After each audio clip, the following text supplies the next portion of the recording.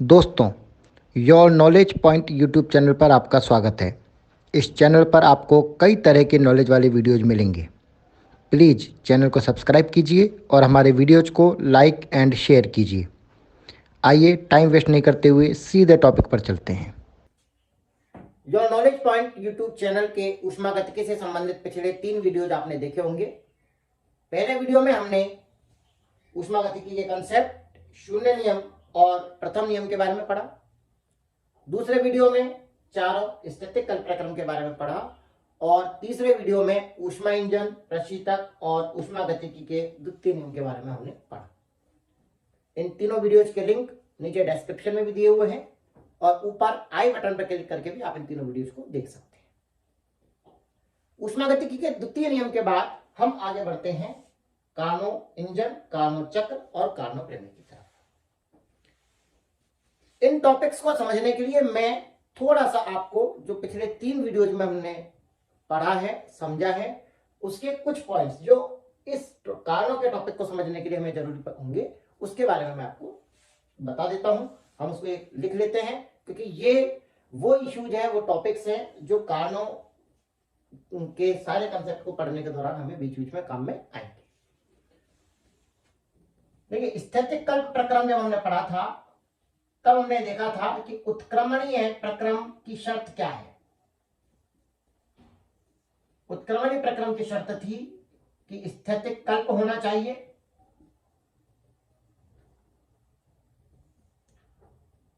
और ऊर्जा क्षय नहीं होना चाहिए।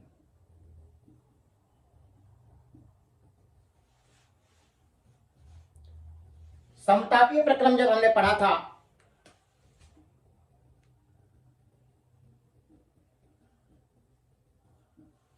तो समतापीय प्रक्रम में किया गया कार्य W बराबर होता था N R T natural log V2/V1 और समतापीय प्रक्रम में दी गई ऊष्मा पूरी तरह से कार्य में परिवर्तित हो जाती थी।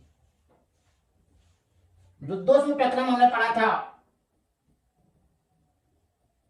तो रुद्धोष्म प्रक्रम में कार्य का मान था N are upon gamma -1 T1 - T2। इसके अलावा ऊष्मा इंजन पढ़ते समय हमने ये देखा था कि उच्च ताप वाला ऊष्मा स्रोत या ऊष्मा भंडार होता है, ये कार्यकारी पदार्थ होता है और निम्न ताप पर सिंक होता है। इस भंडार से Q1 ऊष्मा अवशोषित की जाती है,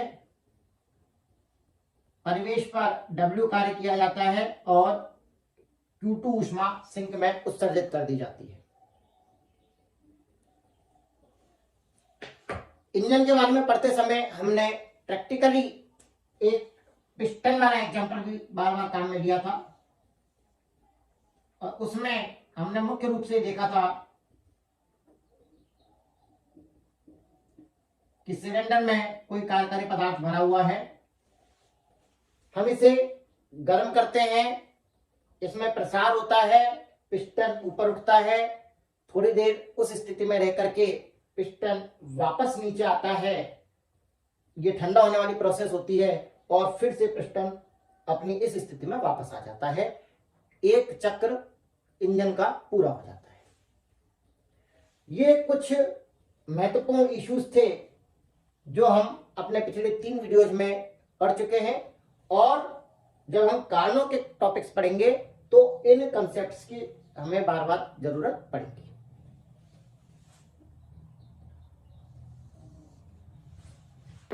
हम देखते हैं अब कार्नो चक्र।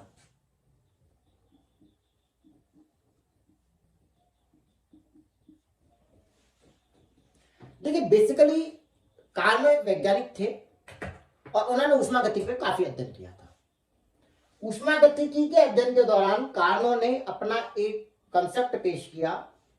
उन्होंने संकल्पना दी, एक ऐसे उत्क्रमणीय प्रक्रम की उन्होंने कल्पना की जिसमें कार्य करने वाले ऊष्मा इंजन की दक्षता सर्वाधिक हो।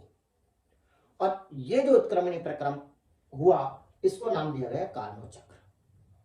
यानी कार्नो ने जिस उत्क्रमणीय प्रक्रम की कल्पना की वो ऐसा उत्क्रमणीय प्रक्रम है जिसमें कार्य करने वाले ऊष्मा इंजन की दक्षता सर्वाधिक होगी।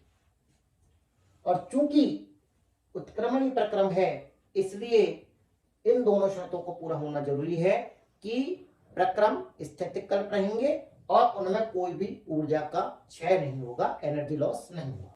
अब कार्नो चक्र को हम इस थ्योरी के हिसाब से समझने की कोशिश करते हैं। कार्नो चक्र में ये कार्नो ने माना कि माना कोई ऊष्मागतिकी निकाय इस अवस्था पर है और यहां दाब P1 है, आयतन V1 है और इसका ताप T1 है। ये जो ग्राफ हम ड्रॉ कर रहे हैं ये P और V के बीच में ड्रॉ कर रहे हैं, ये P और ये।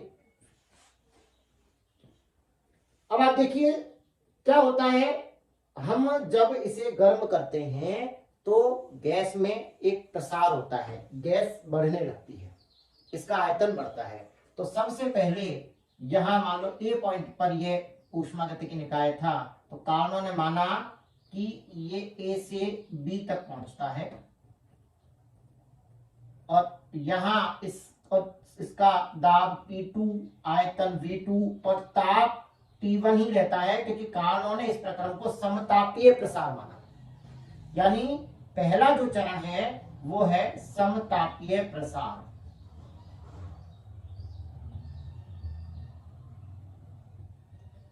समतापीय प्रसार में आयतन बढ़ गया लेकिन तापमान वहीं का वही रहा।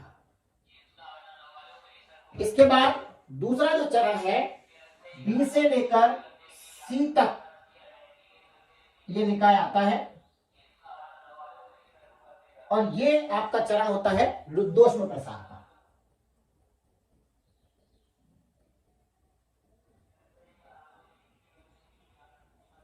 यानी आप ये कह सकते हैं कि जब ये पिस्टन ऊपर पहुंच गया समतापीय प्रसार के बाद, उसके बाद कुछ देर वो उस स्थिति में रहता है। तो यह रुद्धोष्म प्रसार उसका हो रहा होता है। रुद्धोष्म प्रसार होने का मतलब आयतन तो बढ़ ही रहा है और यहां इस बार तापमान भी चेंज हो जाएगा, यानी कि P3 आयतन V3 और तापमान हो गया T2। इसके बाद अब जब पिस्टन यहां आ चुका था ऊपर, अब पिस्टन नीचे आना चालू करेगा। इसका मतलब अब संपीड़न की प्रक्रिया चालू होगी। तो C से लेकर D तक ऊष्मागतिकी निकाय आता है और इस भाग में समतापीय संपीड़न होता है। समतापीय संपीड़न यानी आयतन में कमी हुई और तापमान में कोई चेंज नहीं हुआ। यानी यहां जो आपके पैरामीटर रहे वो रहे P4, V4 और T2। जो ताप यहां था वही ताप यहां रहेगा क्योंकि संपीड़न समतापीय है। ये कह सकते हैं कि पिस्टन वापस नीचे आ रहा है, समतापीय रूप से संपीड़ित कर रहा है। इसके बाद D से ये कार्यकारी पदार्थ वापस A पर पहुंच जाता है और A के जो पैरामीटर हैं वो पहले की तरह P1, B1 और T1 है। यह आपका रुद्धोष्म संपीड़न है।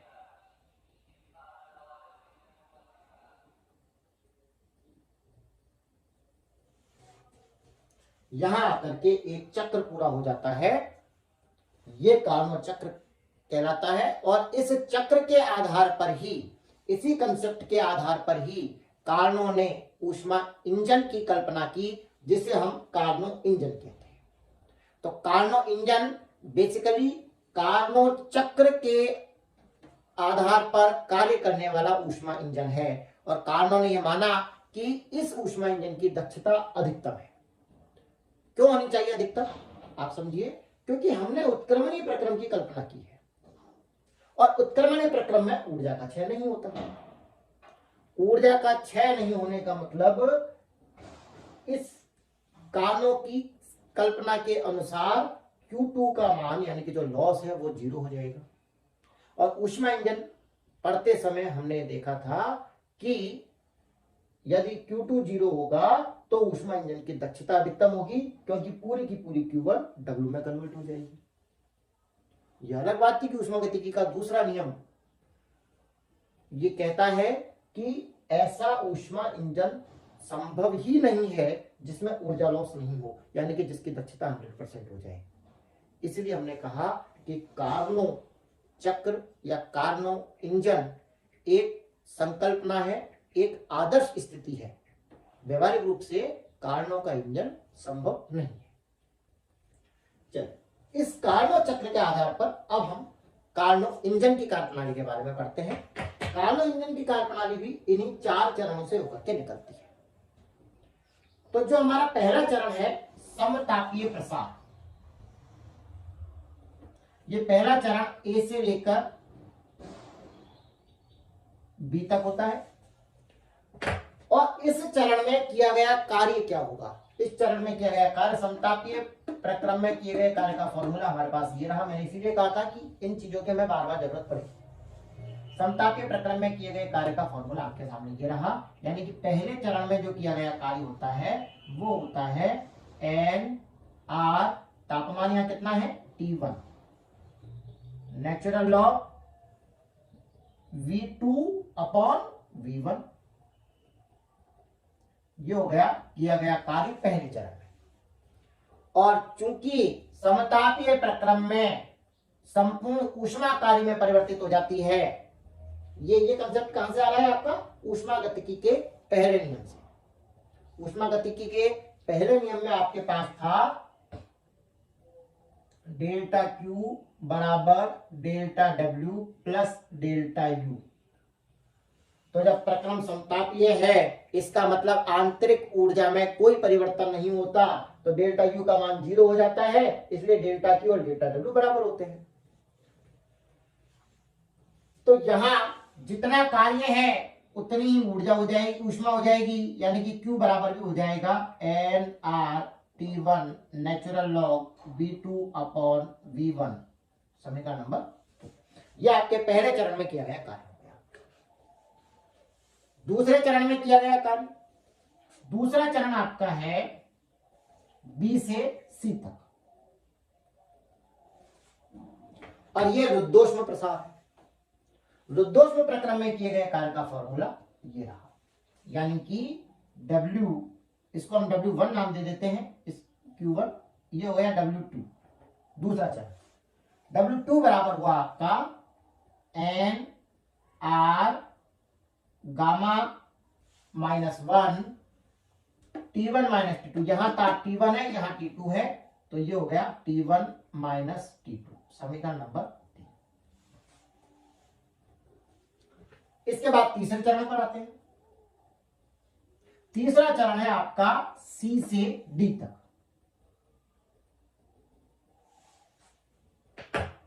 और ये समतापीय संपीड़न है, यानी कि समतापीय प्रक्रम है, और इसमें कार्य का मान इस फॉर्मूले से निकाला जाएगा।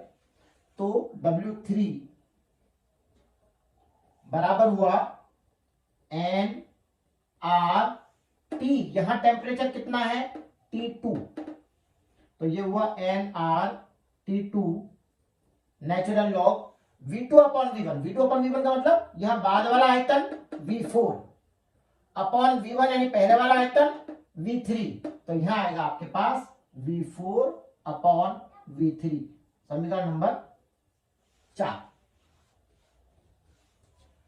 और चौथा चरण, सॉरी, इसमें हम ऊष्मा भी देख लेते हैं। समतापीय संपीड़न है, इसलिए ऊष्मा कार्य के बराबर होगी।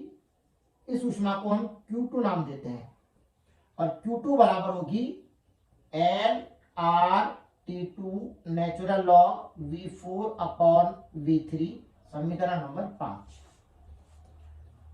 एक बात ध्यान रखने वाली है, यहां ऊष्मा अवशोषित हो रही थी, और यहां चूंकि समतापीय संपीड़न हो रहा है, आयतन में कमी आ रही है, इसलिए यहां ऊष्मा का उत्सर्जन होगा। ये यही वाली ऊष्मा है, ये Q2, और ये Q1 ये वाली ऊष्मा है जो ये अवशोषित हो रही है, और ये Q2 उत्सर्जित हो रही है। तो उत्सर्जित होने की वजह से हम इसको माइनस से रिप्रेजेंट करते हैं। तो माइनस Q2 बराबर हो गया nRT2 नेचुरल ऑफ V4/V3। और चौथा चरण मेरे पास है D से लेकर A तक, ये रुद्धोष्म संपीड़न है, और रुद्धोष्म प्रक्रम में किया गया कार्य W4 बराबर होगा NR अपॉन गामा -1। देखिए T1 माइनस T2 यानी कि पहले वाला ताप माइनस बाद वाला ताप, यहां पहले वाला ताप है T2 और बाद वाला ताप है T1, तो ये आ जाएगा T2 माइनस T1, समीकरण नंबर 6। ये आपके पास कार्नो इंजन के चारों चक्र में किए गए कार्यों के मान आ गए। और कुल कार्य हमें निकालना है, तो हम क्या करेंगे, इन चारों कार्यों को जोड़ देंगे। तो W1 plus W2 plus W3 plus W4, यदि हम इन चारों को जोड़ देंगे तो हमारे पास ये वाला टोटल कार्य आ जाएगा। Q1 का मान हमारे पास आ चुका है, Q2 का मान हमारे पास आ चुका है, हमें केवल W का मान निकालना है। इससे पहले हम एक छोटा सा काम और करते हैं, क्योंकि वो फॉर्मूला हमारे बाद में काम आने वाले हैं। ये जो दो हैं आपके, दूसरा चरण और चौथा चरण, ये दोनों रुद्धोष्म है। एक रुद्धोष्म प्रसार है, एक रुद्धोष्म संपीड़न है। इसके आधार पर हम रुद्धोष्म प्रक्रम की समीकरण लगाते हैं। रुद्धोष्म प्रक्रम की समीकरण आपको याद होगी, PV की पावर गामा बराबर कांस्टेंट। ठीक है, तो यहां रुद्धोष्म प्रसार हो रहा है। रुद्धोष्म प्रक्रम की समीकरण मैंने आपको बताई, PV की पावर गामा बराबर कांस्टेंट, यानी P1 V1 की पावर गामा बराबर P2 V2 की पावर गामा बराबर P3 V3 की पावर गामा, इस तरह से जो भी। तो यहां B और C के बीच में इस फॉर्मूले को हम अप्लाई करते हैं, तो हमारे पास आता है P2 V2 की पावर गामा बराबर P3 V3 की पावर गामा। क्यों? क्योंकि B और C के बीच में रुद्धोष्म प्रक्रम हो रहा है। P का मान PV बराबर होता है nRT, यह आदर्श गैस समीकरण है। तो P का मान हो गया nRT अपॉन V, तो P2 की जगह आएगा nRT1 अपॉन V2, और यहां V2 की पावर गामा। इसी तरह से P3 की जगह आएगा nRT2 अपॉन V3, और यहां V3 की पावर गामा। V2 ऊपर जाएगा, NR से NR कट जाएगा, तो आपके पास बचेगा T1 V2 की पावर गामा -1 बराबर T2 V3 की power gamma -1। It means T1 बटे T2, ये आपके पास आ गए V3 अपॉन V2 की पावर गामा -1, समीकरण नंबर 7। यही प्रक्रिया अब हम D और A के बीच में लगाते हैं, यानी कि रुद्धोष्म संपीड़न वाले प्रक्रम में जब हम इसे लगाएंगे तो ये स्थिति बनेगी मेरे पास P4 V4 की पावर गामा बराबर P1 V1 की पावर गामा। इस P4 की जगह इस वाले फॉर्मूले से जब मैं मान रखूंगा तो P4 बराबर होगा nRT2 अपॉन V4, और यह है आपके पास V4 की पावर गामा बराबर P1 की जगह पर आएगा nRT1 अपॉन V1 और यहाँ V1 की पावर गामा। NR से NR कट जाएगा, V4 ऊपर जाएगा तो यहाँ आएगा T2 V4 की power gamma -1 equal to T1 V1 की power gamma -1। It means T1 बटे T2 में करूंगा तो T1 बटे T2 बराबर हो जाएगा V4 अपॉन V1 की पावर गामा -1, समीकरण नंबर 8।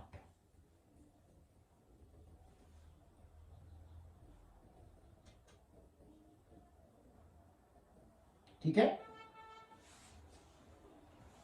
समीकरण 7 और समीकरण 8 को देखिए। ये भी T1 बटे T2 का मान है और ये भी T1 बटे T2 का मान है। इसका मतलब इन दोनों समीकरणों के राइट हैंड साइड बराबर होने चाहिए। तो समीकरण 7 एवं 8 से क्या बनेगा? V3 अपॉन V2 की power gamma -1 equal to V4 upon V1 की पावर गामा -1। गामा -1 से गामा -1 कैंसिल हो जाएगा। आपके पास फाइनली आएगा V3 अपॉन V2 बराबर V4 अपॉन V1। और इसको मैं एडजस्ट करके लिख लेता हूं, 1 और 2 को एक साथ ले लेता हूं, 3 और 4 को एक साथ ले लेता हूं, तो मेरे पास इक्वेशन आएगी V1 अपॉन V2 बराबर V4 अपॉन V3। समीकरण ये आएगी मेरे पास फाइनल समीकरण नंबर 9। इस समीकरण का उपयोग हम इस प्रोसेस में करेंगे। तो आपके पास क्या आया? V1 upon V2 equal to V4 upon V3, और इस तक पहुंचने की प्रक्रिया ये रही। ठीक है, अब क्योंकि इस प्रोसेस की हमें आगे जरूरत नहीं है, हमारे पास ये फॉर्मूला आ चुका है, तो मैं इसको मिटा करके ये लिख लेता हूं ऊपर।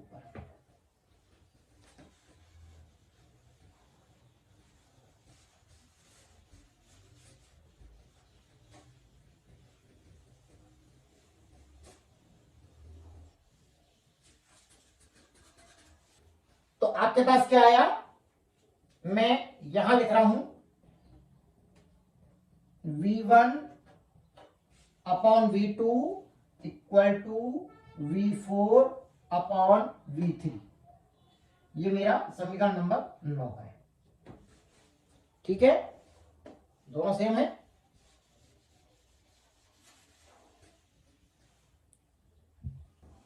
अब इन सब के बाद अब हम निकालते हैं किया गया कुल कार्य। कुल कार्य क्या होगा? W1 plus W2 plus W3 plus W4, यानी यहां से पूरा चक्र पूरा होने तक कुल कितना कार्य हुआ? देखिए, W equal to W1 plus W2 W3 plus W4, ये सारी वैल्यूज रखें।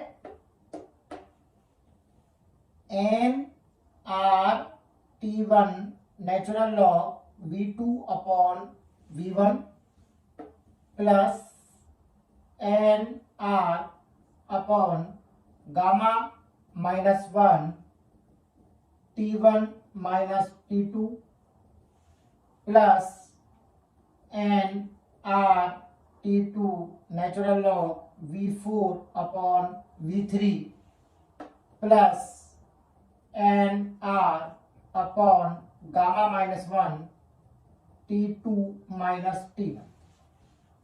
ठीक है, अब ये हम दो काम करेंगे अगले स्टेप में। एक तो इसको जो T2 माइनस T1 लिखा हुआ है, इसमें जब माइनस हम कॉमन ले लेते हैं तो ये तो रह जाएगा T1 माइनस T2।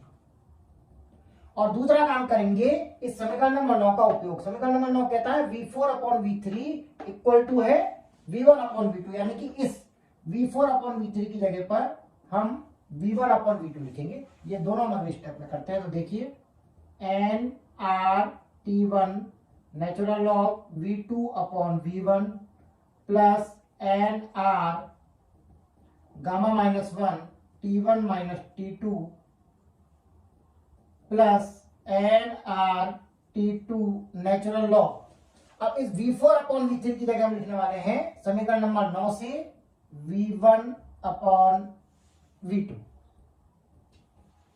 यहां हम T2 माइनस T1 में से माइनस कॉमन लेने वाले हैं, तो बाहर माइनस आ जाएगा NR upon gamma minus 1 T1 minus T2।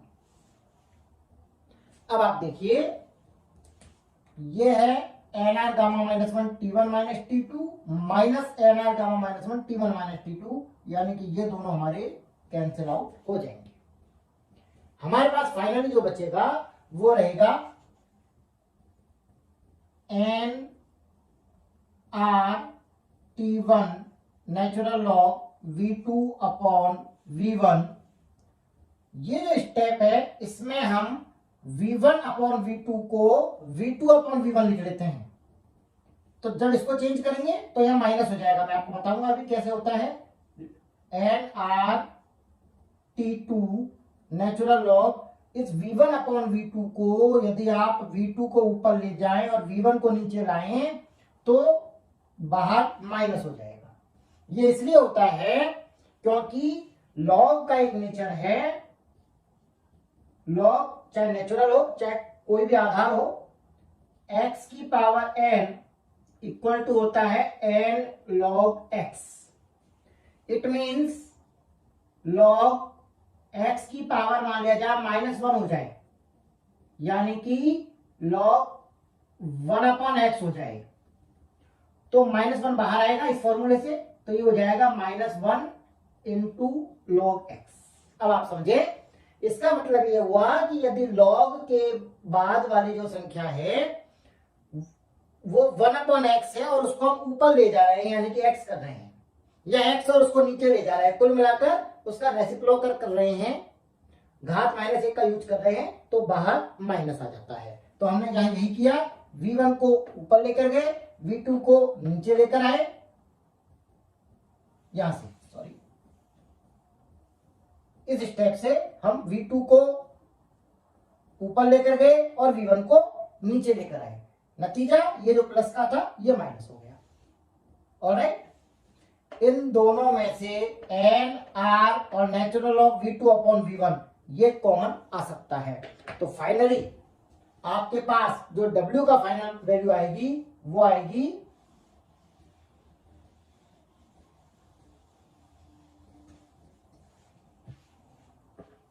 W equal to आएगा, इनमें से हम कॉमन लेते हैं, N R natural log V2 upon V1 और अंदर रहेगा T1 माइनस T2। ये कार्नो चक्र में किया गया संपूर्ण कार्य हमारे पास आता है समीकरण नंबर 10। कार्य की गणना हो गई। अब हम कार्नो चक्र की दक्षता की गणना करते हैं। दक्षता का फॉर्मूला जब हमने ऊष्मा इंजन पढ़ा था उस समय हमने पढ़ा था, दक्षता का एक फॉर्मूला था ईटा बराबर W अपॉन Q1। दक्षता के दो फॉर्मूले थे, दोनों फॉर्मूले से मैं आपको करके बताऊंगा, दोनों से रिजल्ट एक ही आएगा। अभी हम यहाँ पहले फॉर्मूले की बात कर रहे हैं, W अपॉन Q1। W का मान समीकरण 10 में है, Q1 का मान समीकरण 2 में है, तो सीधा सीधा मान रखेंगे एन आर, मैं इसको इधर लिख रहा हूं पहले, T1 minus T2 natural log V2 upon V1 upon Q1 का मान N R T1 natural log V2 upon V1। देखिए एन आर से N R cancel, log V2 upon V1 से log V2 upon V1 cancel, आपके पास केवल बचा T1 minus T2 upon T1, यानी कि इसको T1 को दोनों में डिवाइड करेंगे तो आपके पास रह गया 1 माइनस T2 अपॉन T1। ये आपके पास आ गया ईटा का मान, समीकरण नंबर 11।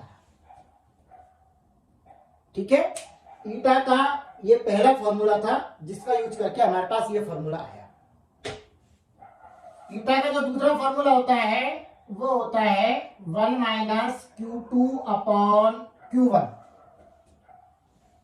Q2 ये रहा, Q1 ये रहा, यानी कि समीकरण नंबर 2 और समीकरण नंबर 5। तो देखिए 1 माइनस Q2 का जो मान आएगा, ये माइनस Q2 का मान है, तो Q2 का मान का मतलब इसमें एक माइनस हम लगा देंगे, minus nRT2 natural log V4 upon V3 upon Q1 का मान हमारे पास ये है nRT1 natural log V2 upon V1। देखिए ये माइनस और ये माइनस, ये दोनों तो प्लस हो जाएंगे, लेकिन उससे पहले हमें काम करना है, इस माइनस का उपयोग इस V4 अपॉन V3 को कन्वर्ट करने में करेंगे। V4 upon V3 equal to क्या है, V1 अपॉन V2। तो आप देखिए V4 अपॉन V3 की जगह मैं रखता हूं माइनस nRT2 नेचुरल लॉग समीकरण नंबर 9 से V1 अपॉन V2 बटे nRT1 natural log V2 upon V1। मैं देखिए इसे यही कन्वर्ट कर रहा हूं, V1 अपॉन V2 है, जैसा कि मैंने पहले जब हमने कार्य निकाला था तब किया था, इसको V2 अपॉन V1 कर दो। V2 अपॉन V1 करेंगे लॉग में तो एक माइनस बाहर आएगा, यानी कि ये माइनस और माइनस प्लस हो जाएगा और यहां हो जाएगा V2 अपॉन V1। इतना होते ही NR से NR cancel, natural log V2 upon V1 से natural log V2 upon V1 cancel, केवल बचा T2 अपॉन T1। समीकरण आपका ये आगे देखिए, 1 माइनस T2 अपॉन T1, वही समीकरण आया, चाहे आप ईटा के इस सूत्र का उपयोग करें चाहे इस सूत्र का उपयोग करें। तो कार्नो ईंधन की जो दक्षता होती है वो होती है 1 minus T2 upon T1।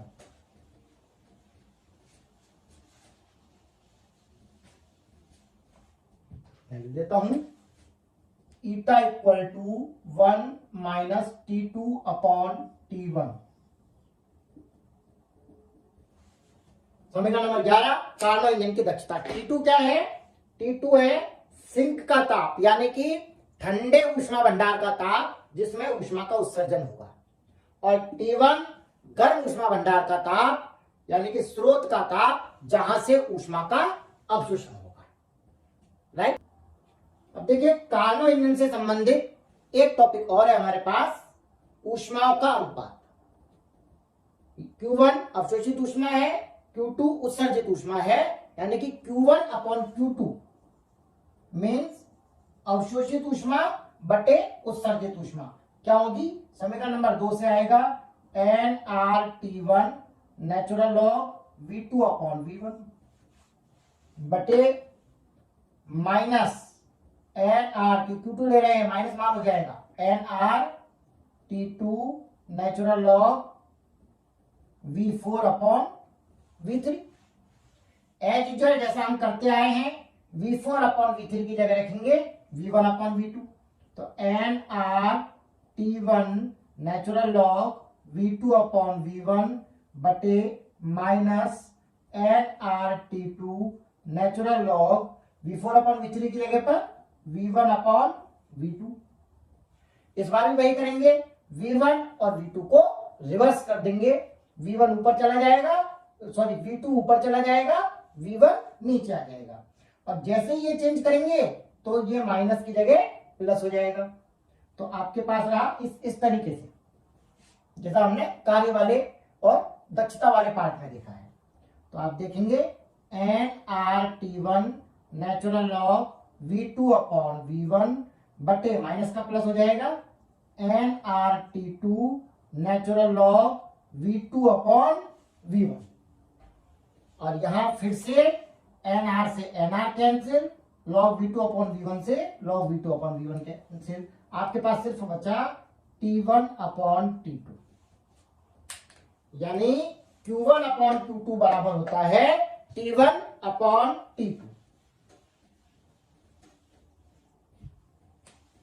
Q1 upon Q2 equal to T1 upon T2। मतलब कार्नो इंजन द्वारा अवशोषित और उत्सर्जित ऊष्माओं का अनुपात दोनों ऊष्मा भंडारों के ताप के अनुपात के बराबर होता है। यह था हमारा कार्नो इंजन। तो हमने कार्नो इंजन देख लिया, कार्नो चक्र देख लिया। अब हमारा लास्ट टॉपिक है इस चैप्टर का कार्नो प्रमेय। कार्नो प्रमेय इसी कार्नो इंजन के कंसेप्ट पे रहेगी। ये जो आपका इंजन वाला कंसेप्ट है और प्रशीतक वाला जो कंसेप्ट है, इन दोनों के बेस पर हम इसको प्रूव करेंगे। तो देखते हैं कार्नो प्रमेय क्या है।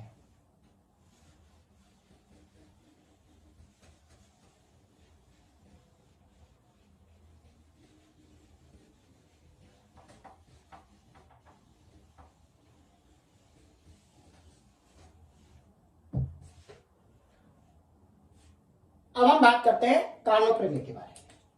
कार्नो प्रमेय बेसिकली कार्नो ने एक प्रमेय दी थी और इस प्रमेय के जॉइंटली दो स्टेटमेंट हैं। पहले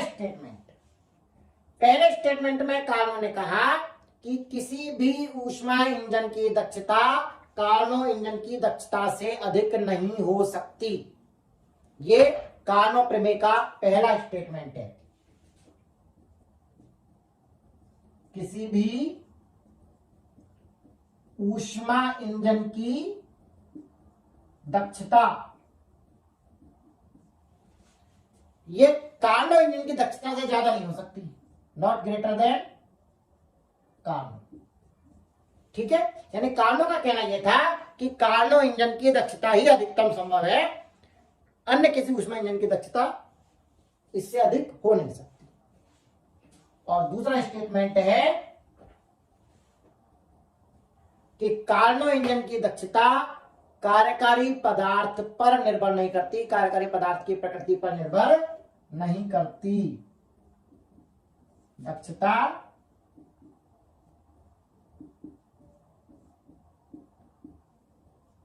कार्यकारी पदार्थ पर निर्भर नहीं करती। ये दो स्टेटमेंट हमारे पास है। ठीक है, इन दोनों स्टेटमेंट्स का हम डेरिवेशन करेंगे। आपको ध्यान से समझना है कि ये इसको हम प्रूव कैसे करेंगे। सबसे पहले हम पहले स्टेटमेंट की बात करते हैं, जिसमें कहा गया है कि किसी भी ऊष्मा इंजन की दक्षता कार्नो इंजन की दक्षता से ज्यादा नहीं हो सकती। इसको प्रूव करने के लिए हम रिवर्स चलेंगे। रिवर्स से मतलब हम ये मानकर चलेंगे कि नहीं, कोई ऊष्मा इंजन लेंगे और उसकी दक्षता को कार्नो इंजन की दक्षता से ज्यादा मानेंगे। ये करने के बाद हम आगे जैसे जैसे बढ़ेंगे और यदि हमारे रिजल्ट सही आ जाते हैं तो इसका मतलब हमने जो माना वो सही है, और यदि हमारे रिजल्ट सही नहीं आते हैं तो हमें ये मानना पड़ेगा कि हमने शुरुआत में जो चीज मानी है वो गलत है। देखिए कैसे। मैं पहले स्टेटमेंट की बात कर रहा हूं। ये ऊष्मा इंजन है, एक ऊष्मा भंडार है, इसका तापमान अधिक है, और दूसरा जो ऊष्मा भंडार है इसका तापमान कम है। मेरे पास दो ऊष्मा भंडार हो गए और एक है कार्यकारी पदार्थ। इसके अलावा मैंने दो इंजन लिए क्योंकि मेरे को दो की तुलना करनी है। एक साधारण इंजन, अनुत्क्रमणीय इंजन, और दूसरा उत्क्रमणीय इंजन यानी कि कार्नो इंजन। पहला जो इंजन है उसको मैंने इन दोनों के बीच में लगाया, यानी कि ये जो मेरा कार्यकारी पदार्थ है, ये मैं पहले इंजन की बात कर रहा हूं जिसको मैं आई नाम दे रहा हूं। आई, इस इंजन को जब मैं इन दो ऊष्मा भंडारों के बीच में ऊष्मा इंजन की तरह लगाता हूं तो ये मानते हैं कि ये यहां से Q1 ऊष्मा अवशोषित कर रहा है, वातावरण पर W कार्य कर रहा है, तो नतीजा बदले में इस ठंडे ऊष्मा भंडार को Q1 माइनस W इतनी ऊष्मा उत्सर्जित कर रहा है। ये पहला मेरा इंजन है। दूसरा वाला जो मैंने ऊष्मा इंजन लिया वो कार्नो इंजन लिया है, जो उत्क्रमणीय इंजन होता है। और उत्क्रमणीय होने की वजह से मैं इस कार्नो इंजन को भी इन्हीं दोनों ऊष्मा भंडारों के बीच में फिट करता हूं। इसे हम R से नाम देते हैं।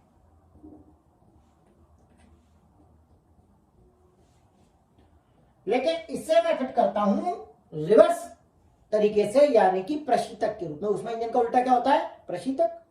मैं इसको प्रशीतक की तरह से यूज कर रहा हूं।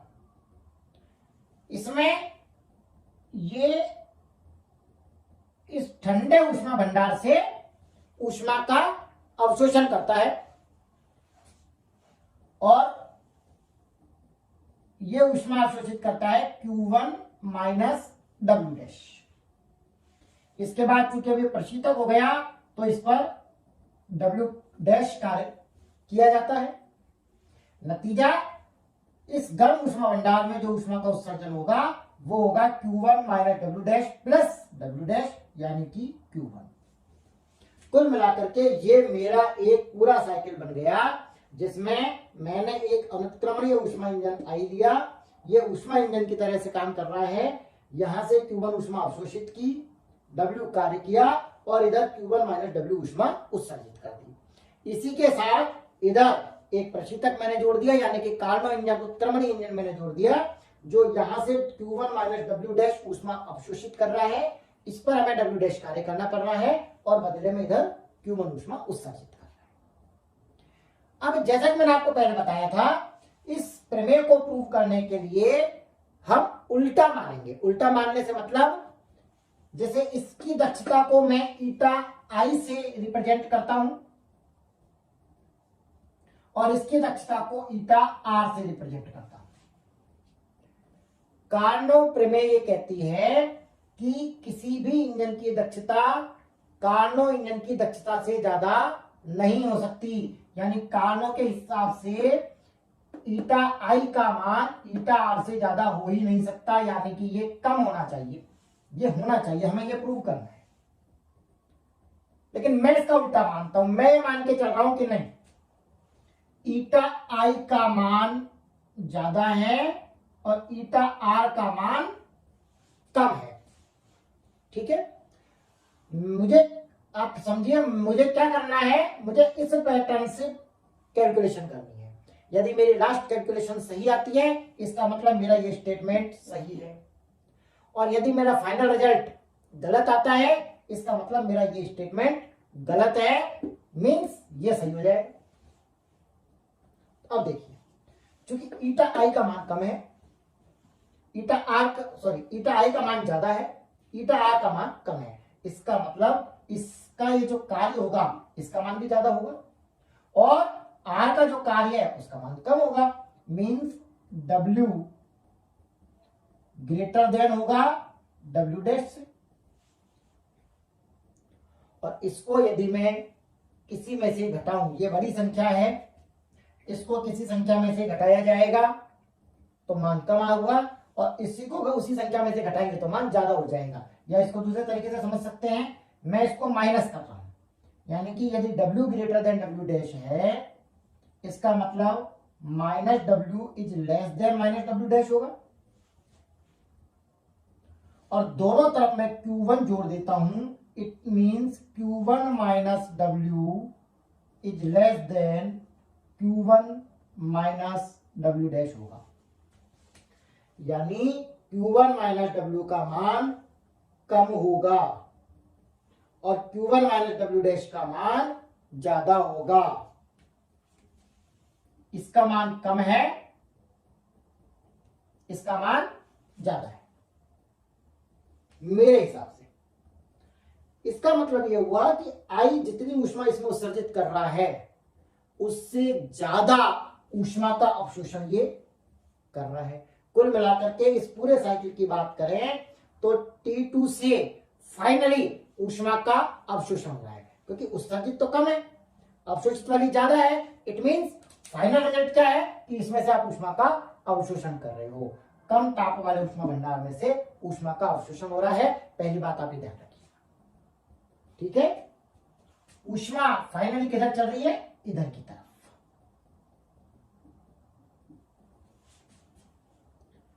अब दूसरी चीज देखें, जरा W और W' का कंपैरिजन देखें। W का मान ज्यादा है, W' का मान कम है, यानी कि बाहर जो कार्य हो रहा है ये कार्य तो ज्यादा है और इंजन पर जो कार्य किया जा रहा है वो कार्य कम है। इसका मतलब फाइनली इन दोनों का जॉइंट हम देखेंगे तो रिजल्ट ये रहा कि किया गया कार्य तो ज्यादा हो रहा है, बाहर की तरफ वातावरण पर किया गया कार्य ज्यादा है और इंजन पर किया गया कार्य कम है। मतलब ओवरऑल किया गया कार्य ज्यादा होगा। इस पूरे सिस्टम द्वारा वातावरण पर कार्य किया जाएगा। क्यों किया जाएगा? क्योंकि वातावरण पे जो कार्य कर रहे हो वो ज्यादा कर रहे हो, इंजन पर जो कार्य हो रहा है वो कम हो रहा है। दोनों को यदि ज्वाइंट करेंगे, दोनों को जोड़ेंगे तो इसका नतीजा ये हुआ कि वातावरण पर कार्य होगा। तो यहां दो चीज होगी। पहली बात, ठंडे ऊष्मा भंडार से ऊष्मा का अवशोषण हो रहा है, ठीक है। और दूसरी बात, वातावरण पर कार्य हो रहा है या परिवेश पर कार्य हो रहा है।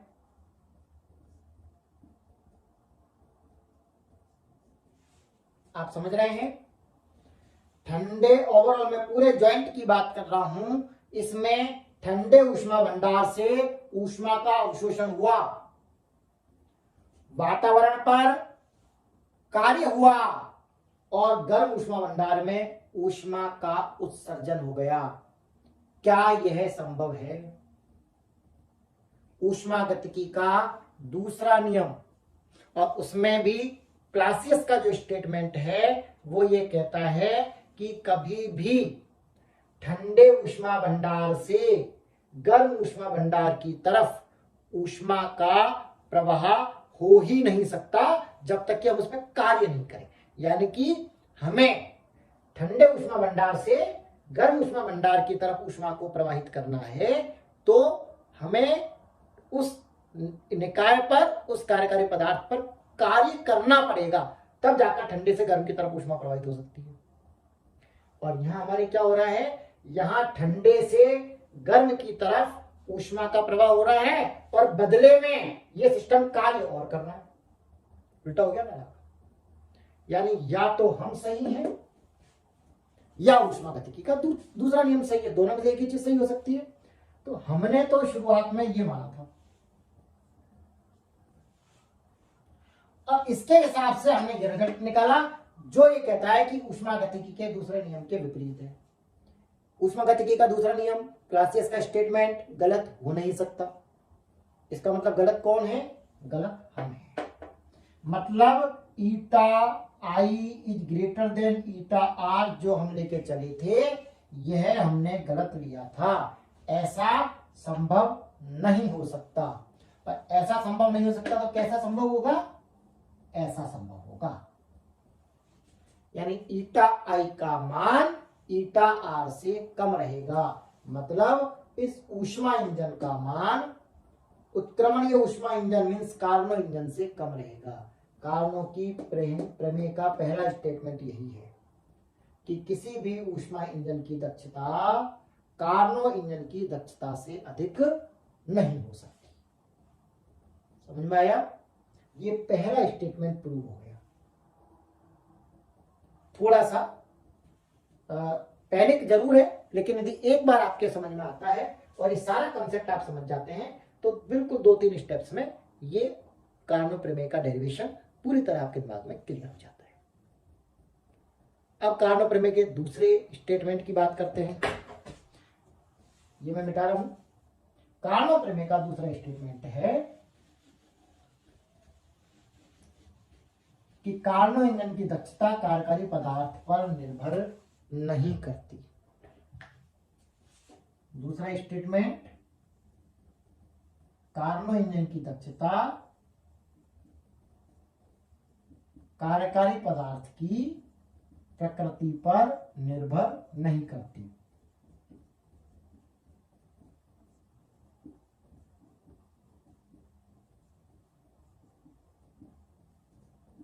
देखिए, घबराने की जरूरत नहीं है।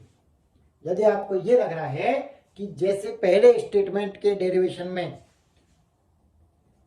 इंजन और प्रशीतक के चक्कर के साथ साथ आप खुद भी चक्कर खा गए थे, तो ऐसा यहाँ कुछ नहीं होगा।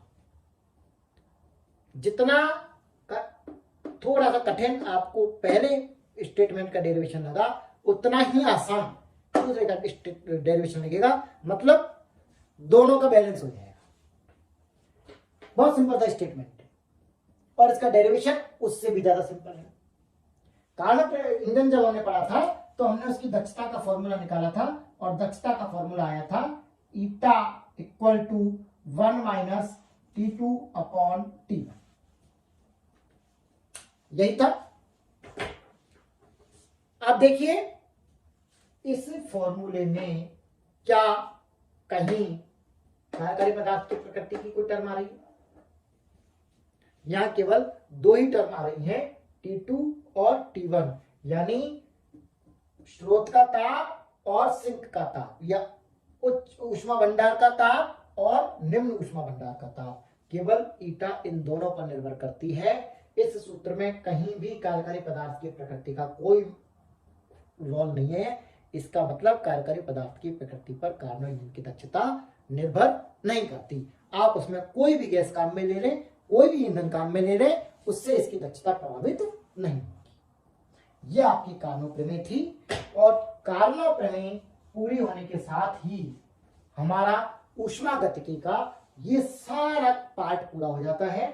ऊष्मागतिकी के कंसेप्ट से लेकर कार्नो प्रमेय तक की हमारी पूरी सीढ़ी कंप्लीट होती है। यह ऊष्मागतिकी का